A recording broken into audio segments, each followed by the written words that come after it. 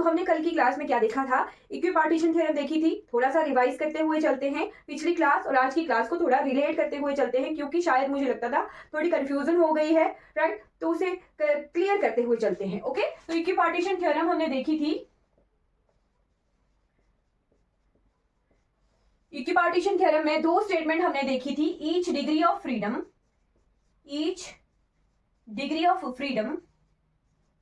contributes half kVt to internal energy.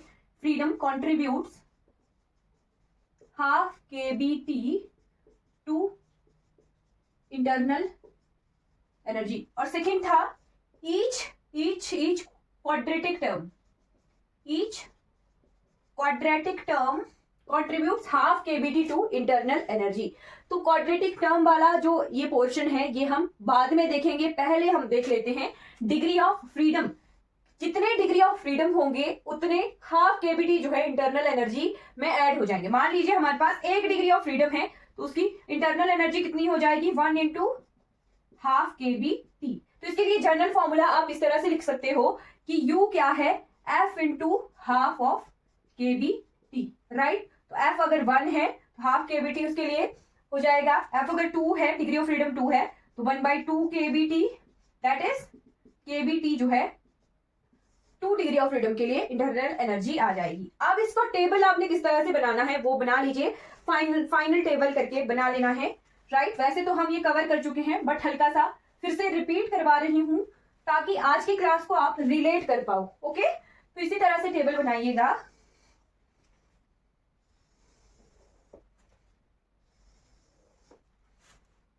वहां gap कम बचा ना थोड़ा।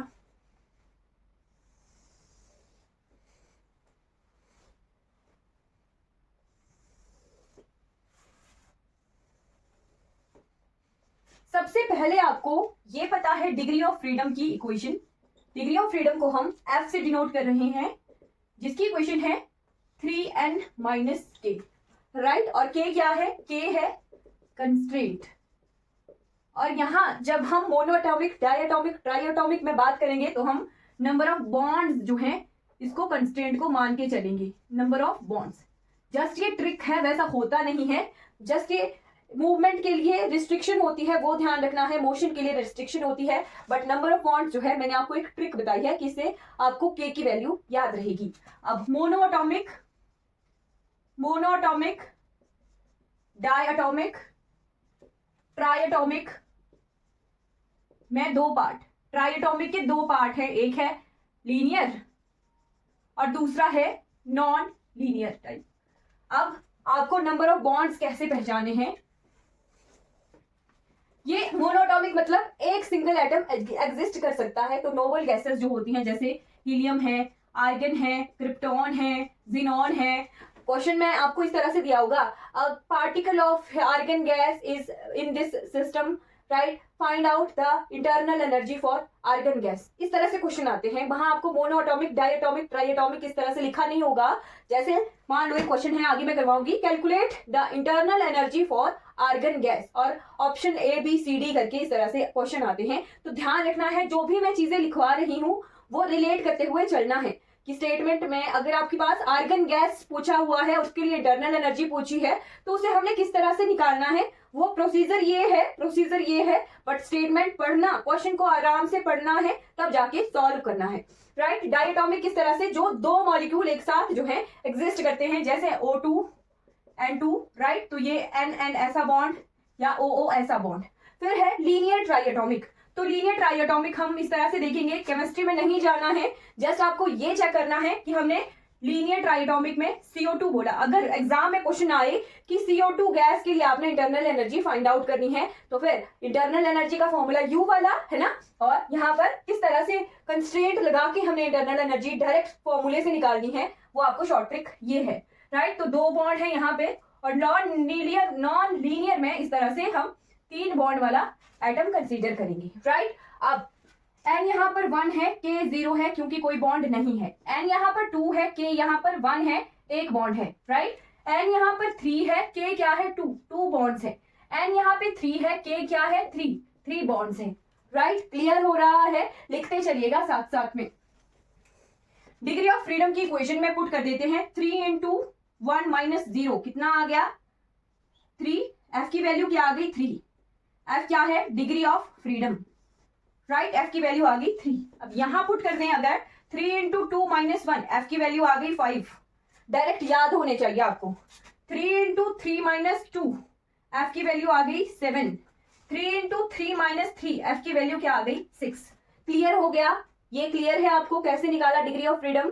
अब इसके बाद आ जाते हैं जो स्टेटमेंट हमने पहले पढ़ी थी इक्विपार्टीशन थ्योरम की राइट, जहां से हमने ये फॉर्मूला निकाला था कि U क्या है, U है F into half of KBT right. F क्या है डिग्री ऑफ फ्रीडम और हाफ KBT क्या है जस्ट एक टर्म है कि जितनी डिग्री ऑफ फ्रीडम होंगे उतने हाफ KBT जो है किसी पार्टिकल की इंटरनल एनर्जी होती है। तो U कैसे निकाल सकते हैं, F कितना है 3 into half KBT that is 3/2 KBT। Clear हो गया किस तरह से इंटरनल एनर्जी डायरेक्ट आप निकाल सकते हो, इस तरह से निकाल सकते हो। ध्यान रखना है स्टेटमेंट में गैस का नाम होगा और इंटरनल एनर्जी पूछी हुई होगी।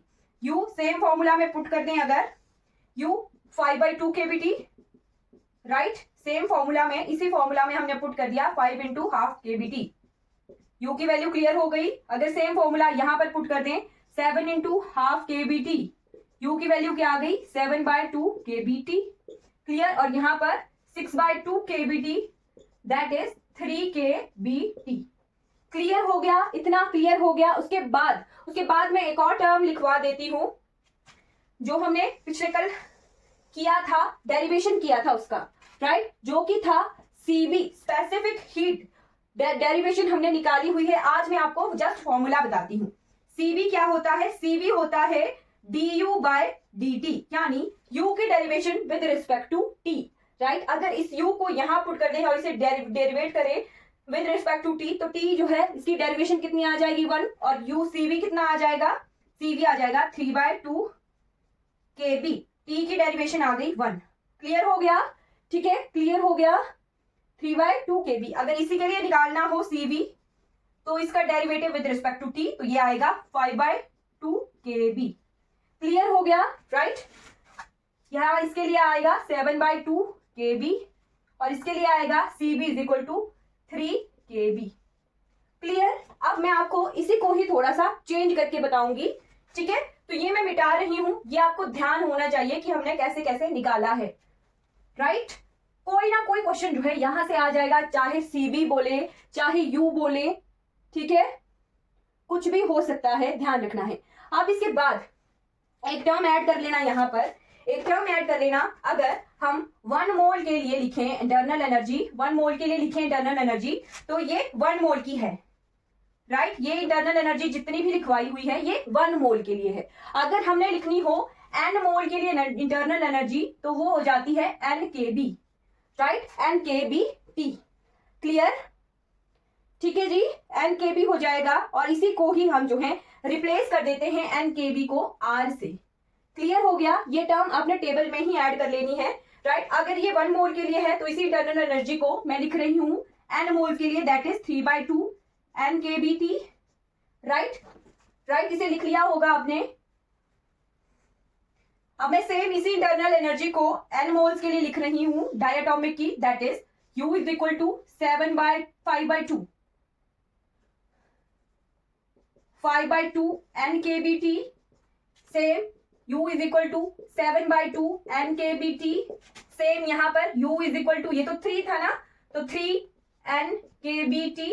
क्लियर हो गया राइट। अब हम NKB को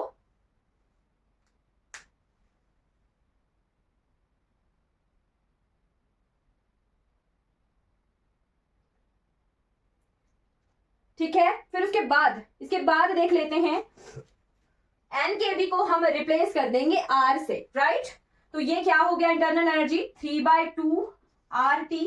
इज इट क्लियर, ये इस फॉर्म में आ गई 3/2 RT। Is it clear 5/2 RT। U is equal to 7/2 RT। U is equal to 3 RT।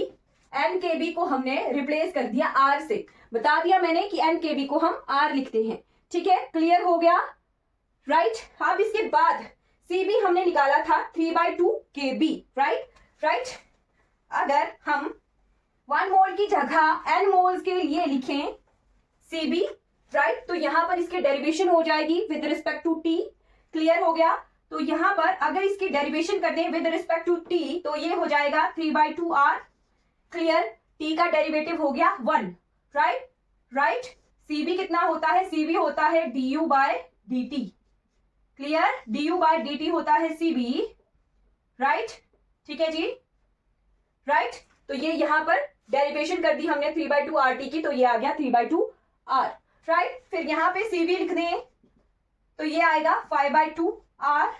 यहाँ इसके लिए Cv आएगा 7/2R। एक एक टर्म को नोट करते चलना, यहां से हम कुछ इंपॉर्टेंट निकालेंगे। Cv आ गया 3R।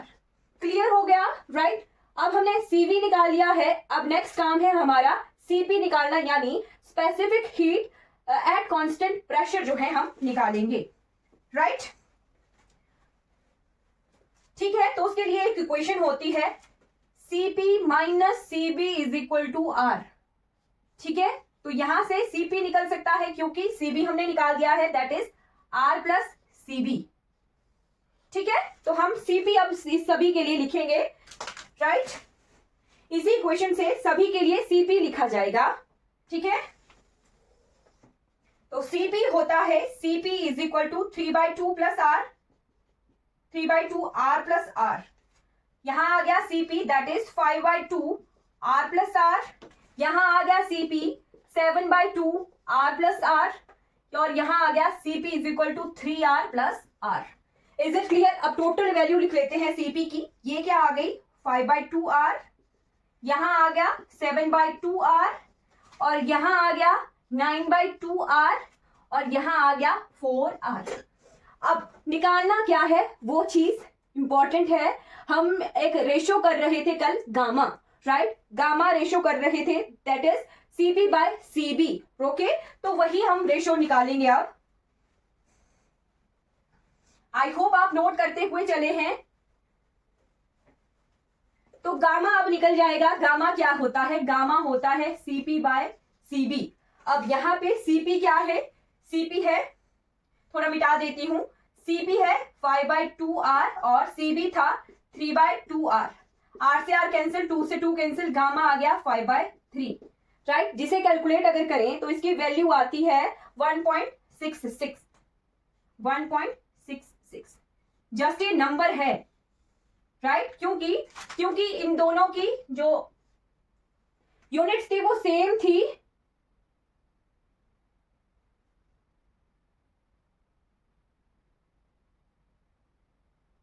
Cp नहीं निकाल रहे हैं हम, Cp निकल रहा है, Cv निकल रहा है, जस्ट इक्वेशंस याद होनी चाहिए। बाकी U निकल गया ना अगर, तो डेरिवेटिव हो जाएगा। ठीक है, याद करने की जरूरत नहीं है आपको, जस्ट फर्स्ट स्टेटमेंट याद रहनी चाहिए कि जितने डिग्री ऑफ फ्रीडम है उतने से मल्टीप्लाई करेंगे, तो वो हाफ केबीटी टर्म को मल्टीप्लाई करेंगे तो उतना जो है हमारे पास U की वैल्यू आएगी। U का डेरिवेटिव किया T से के साथ तो वो Cb आ गया। फिर Cp क्या आ गया? R plus Cb। तो Cb में R अगर ऐड कर देंगे तो वो Cp की टर्म हो गई और Cp डिवाइडेड बाय Cb, तो ये जो है हमारे पास ये रेशो आ गई। अब डायटोमिक के लिए कितना आ जाएगा? 7/2/5/2, तो 2 से 2 कैंसिल, तो ये आ गया 7/5, जिसकी वैल्यू कैलकुलेट करने के बाद आती है 1.44। यहां से हम एक बहुत इंपॉर्टेंट स्टेटमेंट निकालने वाले हैं जो कि एग्जाम में आती है, राइट। अब यहां से कैलकुलेट करें तो 9/7 आएगा। गामा इज इक्वल टू 9/7, 2 से 2 कैंसिल और R से R कैंसिल, 9 ऊपर 7 नीचे, तो गामा आ गया 1.3 और इन दोनों के लिए गामा की वैल्यू सेम रहेगी 4/3, दैट इज 1.3। ये 1.28 होगा तो ये अप्रोक्सीमेटली 1.3 के बराबर आ जाएगा और ये 1.3। तो 3 वैल्यू हमारे पास गामा की आ चुकी हैं। यहां से एक स्टेटमेंट वाला क्वेश्चन आता है और बहुत इंपॉर्टेंट वो क्वेश्चन है, वो हमने निकाल लिया है। जस्ट अब सीखना है कि कैसे क्वेश्चन सॉल्व करने हैं।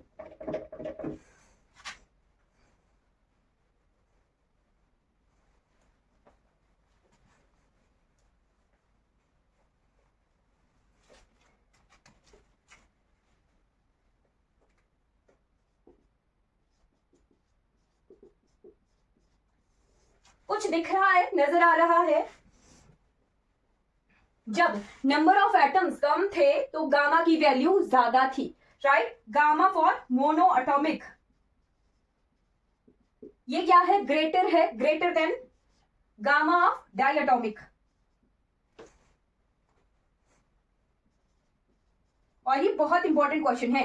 फिर ये गामा ट्राइएटॉमिक से भी, ट्राइएटॉमिक उससे छोटा है, राइट। तो जैसे जैसे number of molecules, number of atoms बढ़ रहे हैं, वैसे वैसे गामा की वैल्यू जो है डिक्रीज हो रही है, राइट, वैसे वैसे गामा की वैल्यू डिक्रीज हो रही है। ये बहुत इंपॉर्टेंट है, स्टार लगाकर इसे लिख लीजिएगा, बहुत इंपॉर्टेंट है।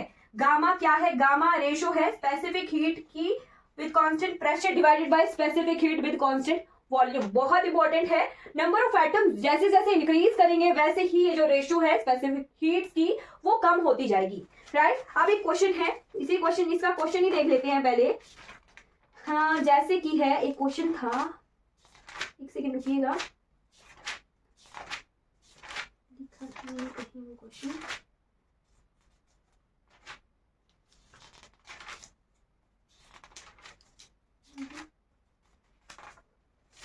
इसलिए देखने दीजिए मुझे, मैंने क्वेश्चन लिखा हुआ है वो कहीं।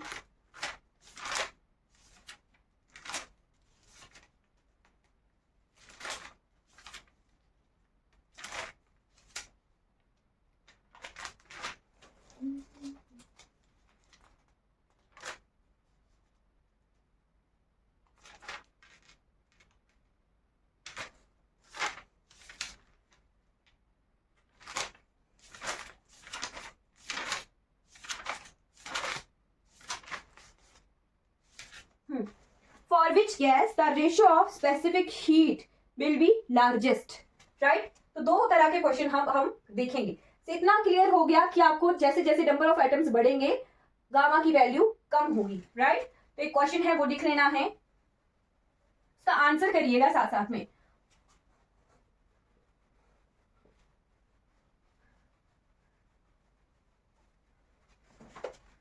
क्वेश्चन है, for which gas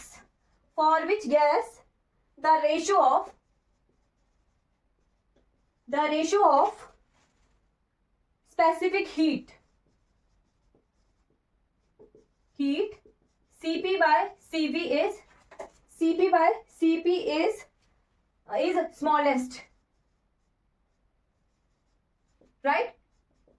For which gas the ratio of specific heat Cp by Cv is smallest? तो ऑप्शन ए है मोनोटॉमिक, ऑप्शन बी है हमारे पास डायटोमिक, ऑप्शन सी है ट्राइएटोमिक एंड ऑप्शन डी है हेक्साटोमिक। तो आंसर कीजिए इनमें से कौन सा वाला ऑप्शन जो है सही होगा। For which gas the ratio of specific heat is smallest, बताइए प्लीज कौन सा ऑप्शन जो है करेक्ट है इनमें से, किसके लिए Cp बाय Cv जो है सबसे छोटा होगा, कौन सी गैस के लिए Cp बाय Cv की रेशो जो है सबसे कम होगी।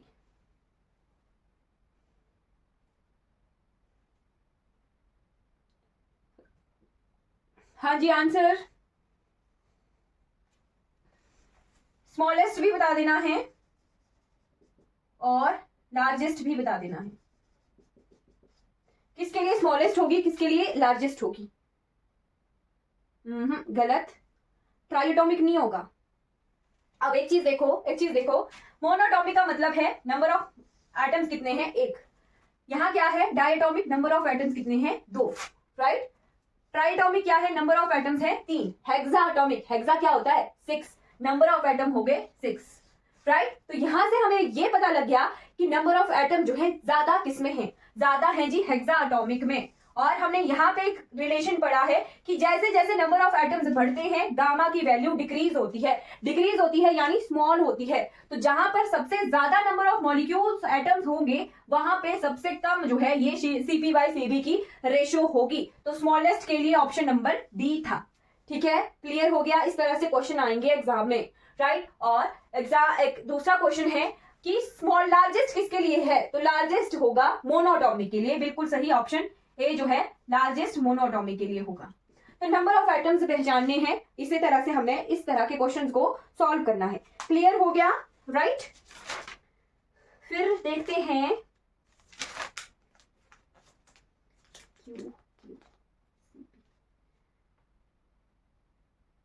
ओके, एक और क्वेश्चन कर लेते हैं।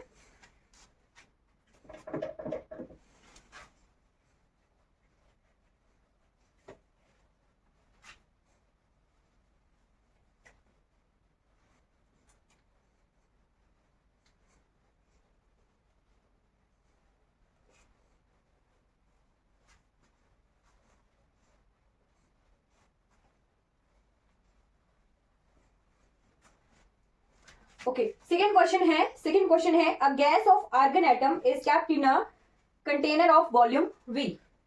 अ gas of argon is kept in a container of volume V and pressure P is in equilibrium with a heat bath at temperature T.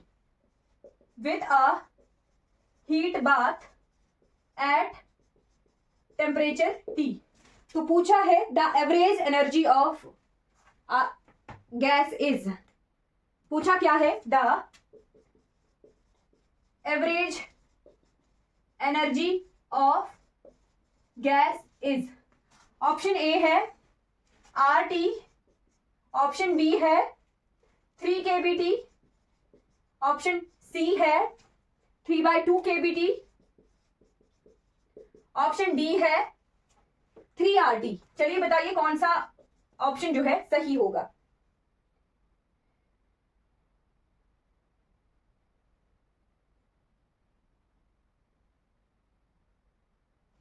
Right, इसके लिए आंसर बताइए। फिर एक और क्वेश्चन देख लेते हैं। कंसीडर अ, क्वेश्चन नंबर 2, ये 1 था, question number 2, consider a carbon monoxide molecule as a system of 2-point particle,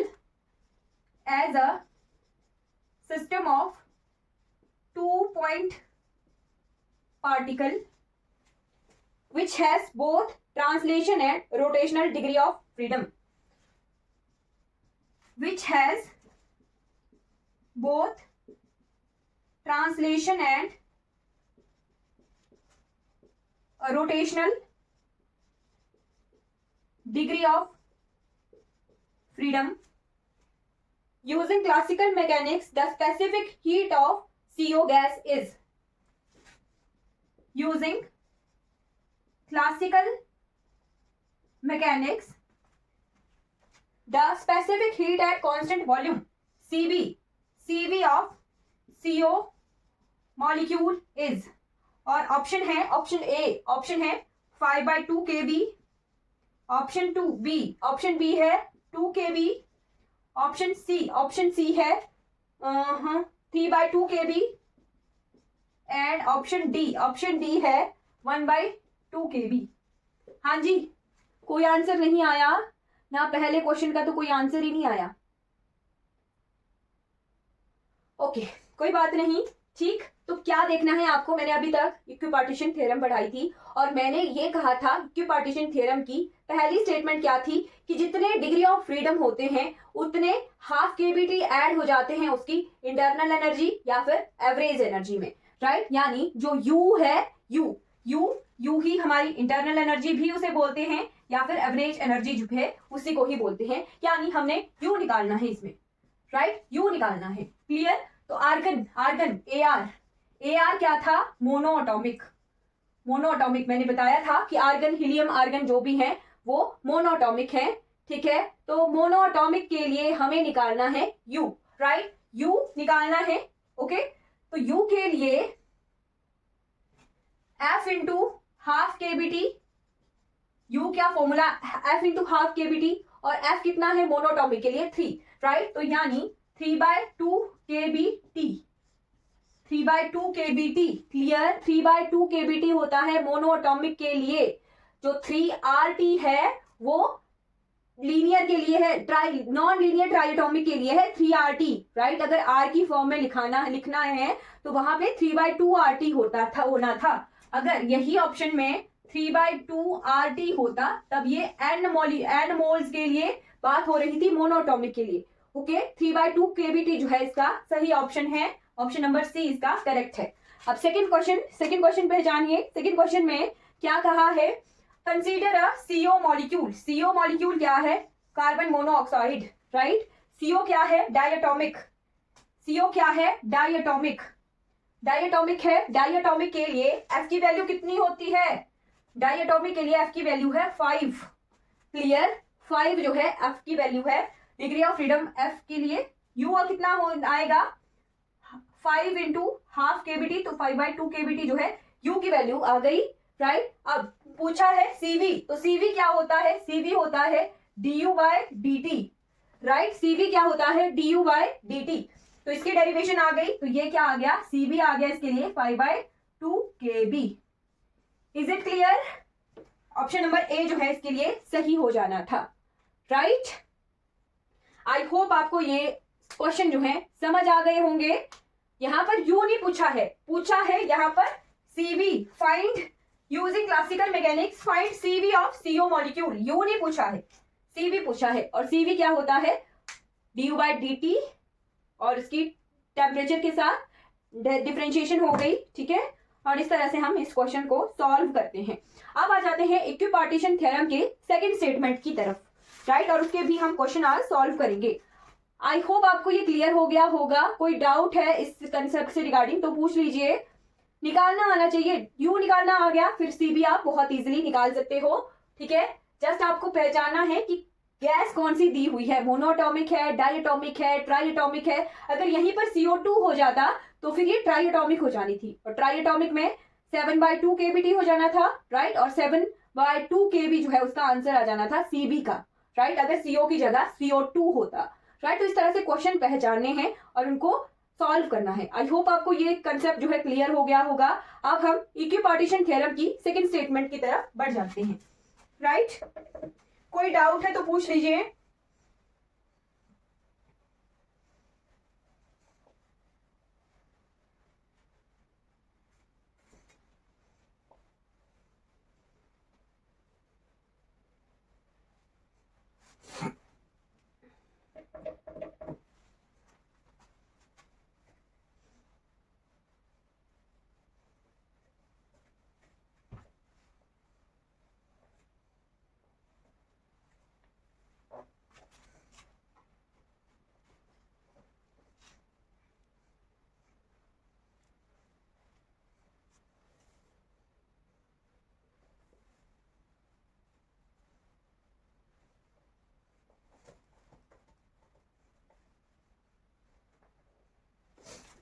okay, तो इक्विपार्टीशन थ्योरम की सेकंड स्टेटमेंट क्या थी, each quadratic term contributes half kBt to average energy. इसके सिर्फ 3 case आएंगे, right. Second statement क्या थी, each quadratic term contributes half kBt to internal energy, right. ध्यान रखना है, कई बार आपको इंटरनल एनर्जी की जगह दिया होगा एवरेज एनर्जी, या फिर दिया होगा टोटल एनर्जी, या फिर दिया होगा ग्राउंड स्टेट एनर्जी। तो ये सभी एक ही के नाम हैं, राइट। ये सभी नाम यू के हैं, यू की बात हो रही है यहाँ सभी में। ग्राउंड स्टेट एनर्जी बोला है, इंटरनल एनर्जी बोला है, टोटल एनर्जी बोला है, एवरेज एनर्जी बोला है, ये चारों नाम यू के ही हैं, राइट। तो यहां बोला है कि ईच क्वाड्रेटिक टर्म को हम बोलेंगे Q, right. Q, each Q contributes half kBt to internal energy. तो यहां से फॉर्मूला क्या आ गया, U is equal to Q into half kBt, ठीक है। क्लियर हो गया, यहां से ये फॉर्मूला बना है। पिछली वाली स्टेटमेंट बता दी थी कि डिग्री ऑफ फ्रीडम, अब यहां बोल रहे हैं क्वाड्रेटिक टर्म। तो ये क्वाड्रेटिक टर्म क्या होती है, तो यहां पर हम 3 केस लेंगे, 1D, 2D and 3D, right. और ये वाला जो केस है इसे यूज करते हैं हम सॉलिड स्टेट फिजिक्स में, मैंने वो करवाया हुआ है, राइट। इस केस को हम सॉलिड स्टेट फिजिक्स में यूज करते हैं, बहुत अच्छे से मैंने वहां पर करवाया हुआ है, राइट। तो ये केस लेंगे हम 1 dimensional, 2 dimensional and 3 dimensional, right. कई बार एग्जाम में डायमेंशनल करके दिया होता है, कई बार ऐसे ही लिखा होता है 1D 2D 3D, तो एक ही बात है। अब हमें ये पता होता है कि एनर्जी, राइट, किसी सिस्टम की हैमिल्टोनियन कैसे लिखते थे हम, लैग्रेंजियन हैमिल्टोनियन H लिखते थे हम T+B, राइट। यानी energy of a system is equal to kinetic energy, kinetic energy को हम T से डिनोट करते हैं, प्लस पोटेंशियल एनर्जी, राइट। तो 1 डायमेंशनल में केवल एक ही जो कोऑर्डिनेट है हमारा, उसी कोऑर्डिनेट में मोशन हो सकता है, राइट। 1D मोशन हो रहा है, राइट, तो यही ऐसे ही मोशन होगा, राइट। 1D में एक ही कोऑर्डिनेट x मान लो अगर, या y है या z है, अगर x कोऑर्डिनेट है तो x ही कोऑर्डिनेट से हम उसकी पोजीशन निकाल सकते हैं, फिर उसका डेरिवेटिव करके मोमेंटम निकाल सकते हैं, बट एक ही कोऑर्डिनेट से जो है हमारा काम हो जाता है 1D में, राइट। तो यहाँ पर काइनेटिक एनर्जी हम कैसे लिख सकते हैं, p²/2m plus half kx², right. ये p²/2m मैंने कैसे लिखा है, ये लिखा है हमने हाफ mb²। b क्या होता है, b होता है डेरिवेटिव dx/dt, राइट। तो इसे हाफ mbx² ऐसे भी लिख सकते हैं, एक ही बात है, राइट। अगर हमने हाफ mbx² लिखा है वो भी एक ही बात है, राइट। और या तो p²/2m लिखा है वो भी एक ही बात है। वो कैसे है, वो ऐसे है, अगर यहां पर हम कर दें डिवाइड m से मल्टीप्लाई और डिवाइड कर दिया जाए, तो ये mb², m से मल्टीप्लाई और डिवाइड कर दिया है 2m, राइट। तो m² v²/2m, और p क्या होता है, मोमेंटम mb, राइट। तो ये आ गया p²/2m। इसी तरह से हमने इसको निकाला है p²/2m, राइट। अगर हाफ mb² लिखा है वो भी एक ही बात है, p²/2m लिखा है वो भी एक ही बात है, ओके। ध्यान रखना है आपके पास किस तरह से काइनेटिक एनर्जी दी हुई है, क्लियर, राइट। तो यहाँ पर क्वाड्रेटिक का क्या मतलब होता है वो भी दिख लीजिए। क्वाड्रेटिक का मतलब होता है with power 2, right, term with power 2, ठीक है, टर्म्स विथ पावर 2,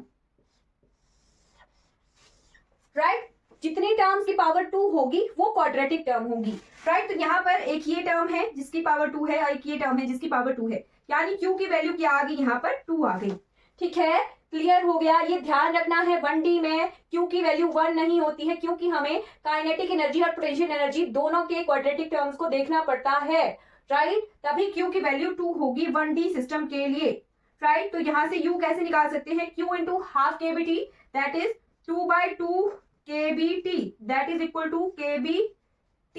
U के लिए ये टर्म आ गई, राइट, इज इट क्लियर। ये ध्यान रखना है kBt तो 1 ही आएगा, kBt के मल्टीपल में 1 ही आएगा, बट Q की वैल्यू 2 है, राइट। बट जब इसे मल्टीप्लाई करेंगे तो वो kBt ही आएगी, U की वैल्यू आएगी kBt, राइट। अगर इसे R की फॉर्म में लिखना हो तो यहाँ पर मैं इसे मिटा रही हूं, राइट, इसको मैंने मिटा दिया, आई होप आप नोट कर चुके होंगे।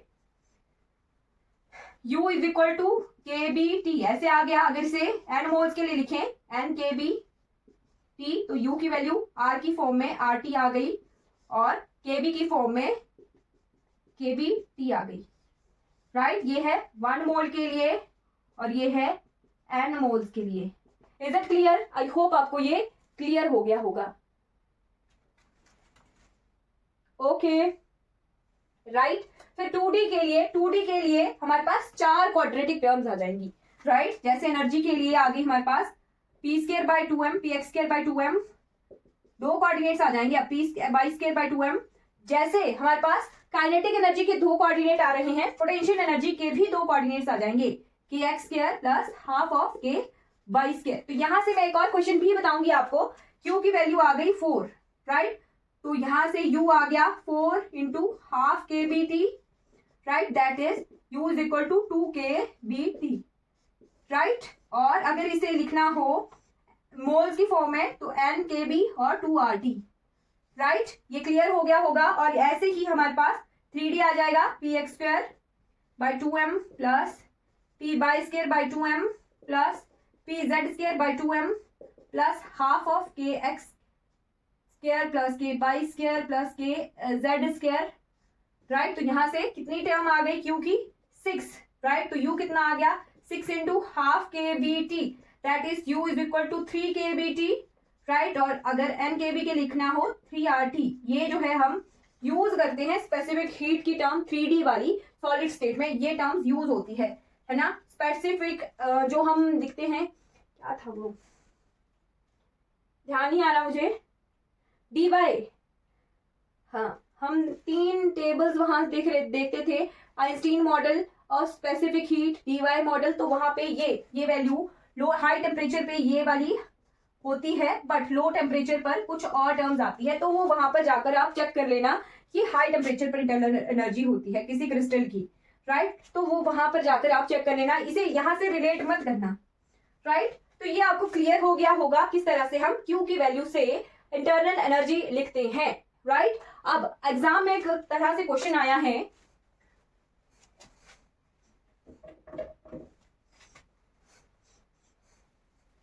कंफ्यूज करने के लिए क्वेश्चन आ गया आपके पास,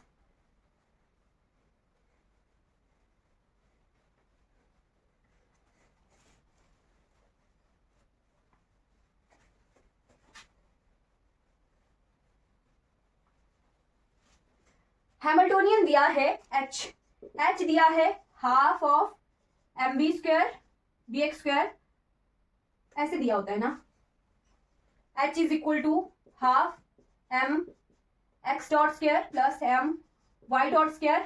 राइट, ये एम बाहर होता है, X dot square plus Y dot square. Right, और प्लस पोटेंशियल दिया होता है ऐसे, हाफ के एक्स प्लस एक्स वाई, ऐसे लिखा है हाफ के प्लस वाई। ये क्या है, टोटल हैमिल्टोनियन है। राइट, टोटल हैमिल्टोनियन है, यानी इतनी जो है एनर्जी है। तो इसे हम कैसे चेंज करेंगे अपने क्वेश्चन के हिसाब से, जैसे हमने वैसे तो यहां से भी निकाल सकते हैं। राइट, बट आपको समझने के लिए एक्स डॉट क्या होता है, एक्स डॉट होता है v, जनरलाइज्ड वेलोसिटी को हम एक्स डॉट लिखते हैं क्लासिकल मैकेनिक्स में। राइट, तो यहाँ इसे हम थोड़ा सा चेंज करते हैं अगर, तो ये आएगा हाफ एम यहाँ V X square plus half M V Y square plus half of K X Y. ये क्या है, पोटेंशियल है। राइट, पोटेंशियल एनर्जी इस तरह से दी हुई है। तो यहाँ पर अब पहचाना है, पूछा है internal energy of this system. Right, अगर हैमिल्टोनियन दिया है आपसे पूछा है यू निकालिए, इंटरनल एनर्जी निकालिए या फिर ग्राउंड स्टेट एनर्जी निकालिए। तो यहां से हमें देखनी है केवल मात्र क्वाड्रेटिक टर्म जिनकी पावर 2 हो। तो यहाँ पर एक पावर 2 ये है, एक पावर 2 ये है, और पोटेंशियल एनर्जी से कोई क्यू नहीं आ रहा है, तो क्यू की वैल्यू आ गई 2।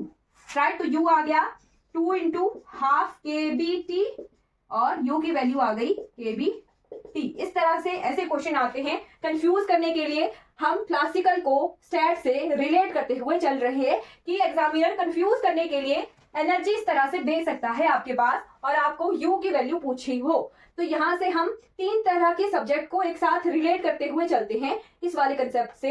एक क्लासिकल में भी यूज हो सकता है, स्टैटिस्टिकल में भी यूज हो सकता है, मतलब थर्मोडायनेमिक्स में भी यूज हो सकता है, और हमारे पास सॉलिड स्टेट फिजिक्स में भी ये चीज यूज होती है, इंटरनल एनर्जी वाला कंसेप्ट।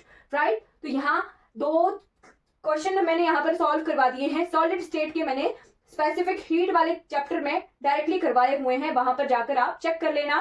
राइट, अब आते हैं कुछ एक क्वेश्चन जो कि स्टैट के इस कंसेप्ट से आए हुए थे, वो देख लेते हैं। राइट, ओके, क्वेश्चन नोट कर लीजिएगा।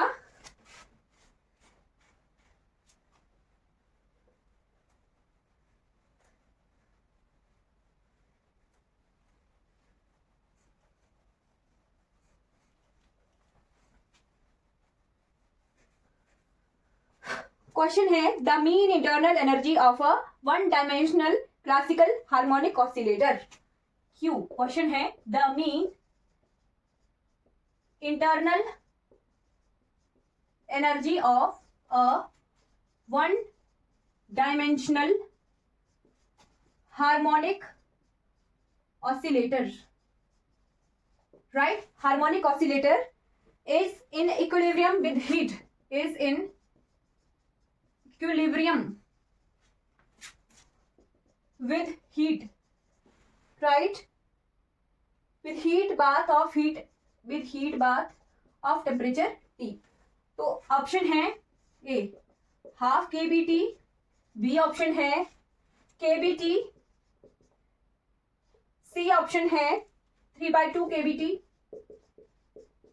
एंड डी ऑप्शन है 3 KBT/3 KBT, राइट? तो एक तो हम क्लियर कर चुके हैं, 1D सिस्टम के लिए निकाला था हमने KBT, 2D सिस्टम के लिए निकाला था 2 KBT, 3D सिस्टम के लिए निकाला था 3 KBT, राइट? एक तो यहां से देख सकते हैं क्योंकि यहां पर डायरेक्ट पूछा है 1 डायमेंशनल हार्मोनिक ऑसिलेटर, राइट? अब अगर मान लो आपको ये टर्म याद रही है और वहां से निकालना हो, राइट, तो यहां पर आप हार्मोनिक ऑसिलेटर की एनर्जी याद कर सकते हो।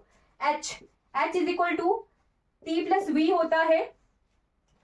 किसी ऑसिलेटर की पोटेंशियल एनर्जी कैसे निकालते हैं वो, अगर हो वो स्प्रिंग से कनेक्ट हो तब आती है half kx², otherwise potential energy हो तो हम mgh से निकालते हैं उसकी पोटेंशियल एनर्जी।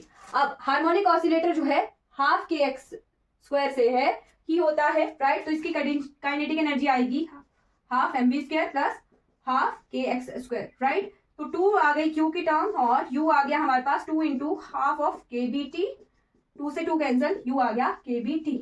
ऐसे भी निकाल सकते हो, अदरवाइज आपको याद करनी हो तो आप याद कर सकते हो। U की वैल्यू हम निकाल चुके हैं 1D सिस्टम के लिए KBT, 2D सिस्टम के लिए 2 KBT और 3D सिस्टम के लिए 3 KBT, राइट? ऐसे आप डायरेक्ट ट्रिक से याद कर सकते हो, ये वाली ट्रिक ही है। हमने एक बार निकाल दिया, अब 1D के लिए तो 1 KBT, 2D के लिए 2 KBT और 3D के लिए 3 KBT। यहाँ पे डायरेक्ट ही दिया है 1 डायमेंशनल हार्मोनिक ऑसिलेटर के लिए इंटरनल एनर्जी निकालनी है। ओके, क्लियर हो गया? तो एक तरह से ये वाला जो पोर्शन है हमारा वो ट्रिक का भी काम करेगा। आई होप आपको ये क्वेश्चन जो है क्लियर हो गए होंगे, right?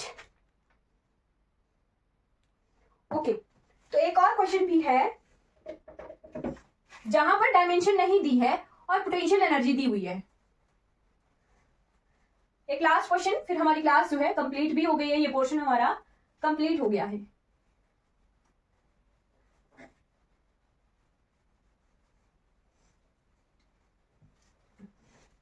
A system of n classical non-interacting particle, question है a system of n classical n particle दिए हुए हैं, यानी हमें n नंबर ऑफ पार्टिकल के लिए इंटरनल एनर्जी निकालनी है। n classical non interacting particles, each of mass m at a temperature T, each of mass m at temperature T is confined by a external potential VR, is confined by a external potential VR दिया हुआ है half AR², right? ये potential की term दी है in 3D, the internal energy of this, the internal energy, और option दिया है A option है 3n KBT, ये n क्लासिकल पार्टिकल है, बी है 3/2 n KBT, फिर सी ऑप्शन है हमारे पास n और डी ऑप्शन है 5/2 n KBT। चलिए बताइए कौन सा ऑप्शन जो है करेक्ट होगा?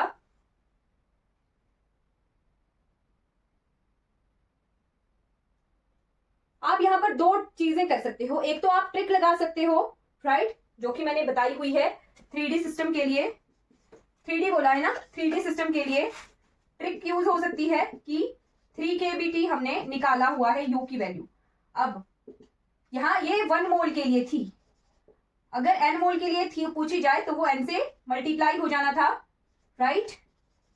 तो ये 3n KBT जो है हम डायरेक्ट ऑप्शन देख के लगा सकते थे 3D सिस्टम के लिए 3n KBT, n मोल्स दिए हैं, राइट? तो वो डायरेक्ट ट्रिक से आप लगा सकते हो। अगर आपको कैलकुलेट ही करनी पड़े तो कैलकुलेट किस तरह से कर सकते हैं, ये क्या है, v दिया है, तो ये v दिया है, इसकी 3 टर्म्स आ जाएंगी, half a r x square plus half a r by square plus half a r z square. ये तो पोटेंशियल की आ गई, बट हमें पता है कि किसी सिस्टम में काइनेटिक एनर्जी भी होती है, तो 3 टर्म हमारे पास half m vx square plus half m vy square plus half m vz square, ये 6 टर्म आ गई क्यू की, राइट, क्यू की 6 टर्म्स आ गई, तो ये आ गया हमारे पास u is equal to 6 into half 3 kBt, right, ये आ गया हमारे पास कितना 3 हाफ kBt, सॉरी 1/2 kBt, तो ये आ गया हमारे पास 3 kBt। अब ये u क्या है, 1 मोल्स के लिए है, n मोल्स के लिए u को हम n से मल्टीप्लाई कर देंगे, तो 3n kBt जो है इसको सॉल्व करके हमने निकाल लिया। बट आपको मैंने ट्रिक बताई है, ट्रिक आपको ध्यान हो तो आप इस क्वेश्चन को विद इन 2 या 3 सेकेंड सॉल्व कर सकते हो, राइट। 1D सिस्टम के लिए लिख लेना, 1D सिस्टम के लिए kBt 1 मोल के लिए n मोल्स दिए हैं, तो वो n kBt डिपेंड करेगा आपके पास n कैपिटल में दिया है या स्मॉल में दिया है, राइट। अगर इसी को r की फॉर्म में लिखते तो ये RT आ जाना था, राइट। 2D के लिए सेम 2 kBt, ये 1 मोल के लिए है, फिर 2n kBt, राइट, फिर ये आ गया 2RT। ध्यान रखना है, इस तरह से ऑप्शन पहचानने हैं। 3D के लिए सेम 3 kBt और 3n kBt और 3RT। आई होप आपको ये ट्रिक जो है इजी लगी होगी। क्वेश्चन विद इन 2 या और 3 सेकेंड हमारा सॉल्व हो गया, राइट। तो जितने क्वेश्चन लिखे थे मैंने वो आई होप हमने सॉल्व कर लिए हैं। हाँ बिल्कुल सॉल्व कर लिए हैं, राइट। तो ये पोर्शन हमारा कंप्लीट हो गया है। एक क्वेश्चन और कर लेते हैं, अगर सीपी दिया है या क्वेश्चन पूछा है और पूछी है सीपी की वैल्यू, तो वो किस तरह से कैलकुलेट करनी है, राइट। सीपी सीबी का रिलेशन हम डिग्री ऑफ फ्रीडम वाले क्वेश्चन से देखते हैं। एक क्वेश्चन और कर लेते हैं, फिर ये पोर्शन पूरी तरह से कंप्लीटली कवर हो गया।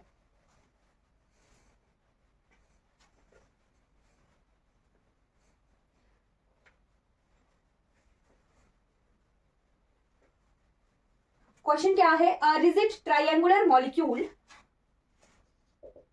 a rigid triangular molecule consists of 3 non-collinear atoms, right, joined by a